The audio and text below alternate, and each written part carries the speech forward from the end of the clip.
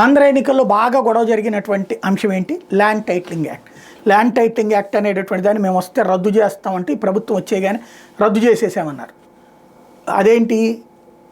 Resurvey అన్నటువంటిది అసలు point. దాని అసలు పేరు స్వమిత్వ. ల్యాండ్ టైటిలింగ్ యాక్ట్ అని మన వాళ్ళు ఇక్కడ వాడిన పదాన్ని రద్దు చేసేశారు. కానీ మొన్ననే పేపర్లో చదివాం కదా, స్వమిత్వ అంటే అదే రీసర్వే అండి అని చెప్పేసి.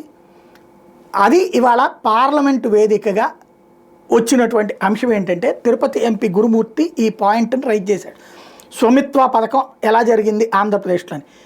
2020 ఏప్రిల్ 24న ఈ స్వమిత్వ పథకాన్ని కేంద్ర ప్రభుత్వం ప్రారంభించింది. ఈ పథకం ముఖ్య ఉద్దేశం డ్రోన్ సర్వే ద్వారా భూ వివరాలను నమోదు చేసి ఆస్తి పత్రాలను జారీ చేయడం, తద్వారా ఆస్తి హక్కుల గుర్తింపు ద్వారా బ్యాంకు రుణాలు పొందే అవకాశం, ఆస్తి వివాదాలు తగ్గించడం, ప్రభుత్వ పథకాల చేరికకి సులభతరం చేసేటటువంటి ప్రయోజనాలు చేకూర్చేందుకు ఈ పథకం అన్నటువంటి విషయాన్ని కేంద్ర ప్రభుత్వం పార్లమెంటు వేదికగా చెప్పుకొచ్చింది.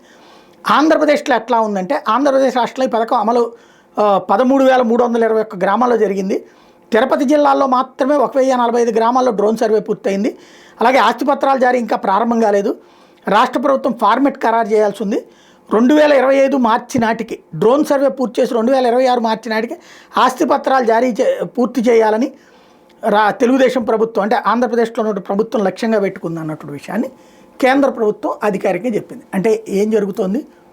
కాకపోతే ఒక్కటి, మనం ఇంతకుముందు కూడా చెప్పుకున్నట్టు, జగన్ బొమ్మ పాస్బుక్ మీద వేయడం, ఆ సర్వే రాళ్ల మీద జగన్ బొమ్మలు వేయడం, ప్రజలకి ఒక కోపం వచ్చింది. దాన్ని సద్వినియోగం చేసుకుని మీ భూములు లాకేసుకుంటున్నారు, ల్యాండ్ టైటిలింగ్ యాక్ట్ తప్పు అనేటటువంటి ఒక అబద్ధాన్ని ప్రచారం చేశారు. కాకపోతే అది చెప్పుకోవడం వీళ్ళకి జాత కాలేదు.